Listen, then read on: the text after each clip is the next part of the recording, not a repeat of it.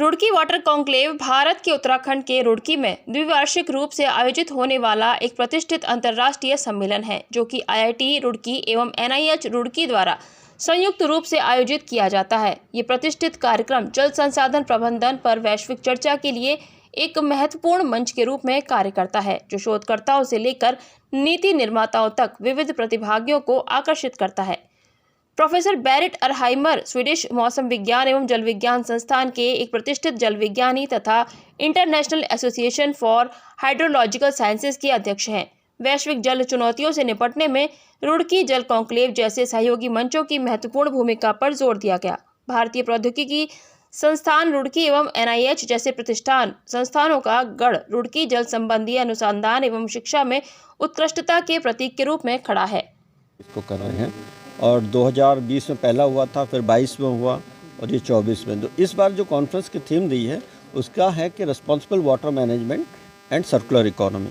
तो responsible water management का जो बेसिक पर्पज़ है कि जो वाटर को आप किस तरह से इफ़ेक्टिवली यूज कर सकते हैं, वाटर के जो सोर्सेज हैं अलग अलग पर्पज़ से यूज हो रहे हैं, तो उसको हम किस तरह से लोगों को ट्रेन करें, इंडस्ट्रीज में अवेयरनेस लेके आएँ। क्योंकि जैसे मैं कह रहा था कि 0.3% वाटर जो टोटल वाटर है उसका जो है पीने योग्य है।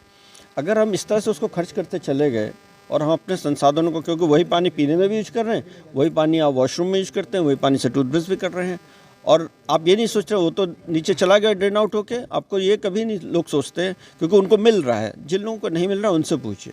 पहले से था कि बाल्टी से आप पानी नहाते थे, तो एक बाल्टी पानी से आप नहाते थे। अब आपका शावर चलता है तो आपको पता ही नहीं कितना पानी आपने खर्च किया। तो वो लोग और साबुन लगा रहे हैं तो नल खुला है।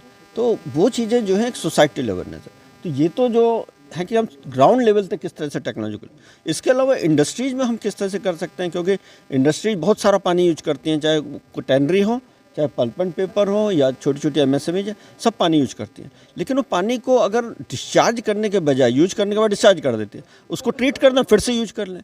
तो ये कॉन्सेप्ट जो है सर्कुलर इकोनॉमी है। तो ऑप्टिमाइज करना रिसोर्सेज को, और उसके अलावा जैसे रेन वाटर हार्वेस्टिंग की हम बात कर रहे हैं, तो जो बरसात में बहुत पानी होता है, बहुत बेहद फ्लड होती हैं, तो उस समय किस तरह से हम ये वाटर मैनेजमेंट हमारा जो है कि इस तरह के वाटर को हम किस तरह से स्टोर करें, किस तरह से जब ज़रूरत होती है, गर्मियों में पानी की बहुत ज़्यादा कमी हो जाती है, उस समय इन संसाधनों का फिर से रीयूज करना चाहिए। तो ये मुझे लगता है कि कॉन्फ्रेंस में बहुत सारी इस तरह के जो इंटरनेशनल डेलीगेट्स हैं डिस्कस भी करेंगे कि how water can be reuse again and again. International delegates कहाँ से? टोटल जैसे बताया कि 15 देशों के लोग आए हैं, टोटल 70 के करीब हमारे यहाँ इंटरनेशनल डेलीगेट्स आए हुए हैं।